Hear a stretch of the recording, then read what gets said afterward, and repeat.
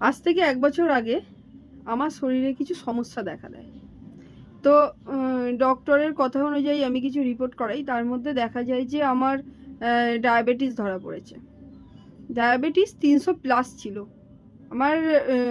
পুরো সংখ্যাটা মনে নেই, তবে 400-র কাছাকাছি আমার ডায়াবেটিস ধরা পড়ে। তো আমি কোনো অ্যালোপ্যাথি ডাক্তারের কাছ থেকে ওষুধ খাইনি। আমার সেই সময় দেখা হয় ডক্টর অভিষেক ভট্টাচার্যর সঙ্গে। আমাকে এমএনসি মানে মাই নেচার কোর্সের একটা প্যাকেজ দেওয়া হয়, মানে আমি নিই আর কি। সেই প্যাকেজ অনুযায়ী আমাকে 3 মাস মেডিসিন নিতে হবে। তো আমি 3 মাস মেডিসিন নিই, মানে 3 মাসের কোর্সে জয়েন করি। তো আমি ওই মেডিসিনগুলো যখন নিচ্ছিলাম, তারপরে আমি তো টেস্ট করতে থাকছি।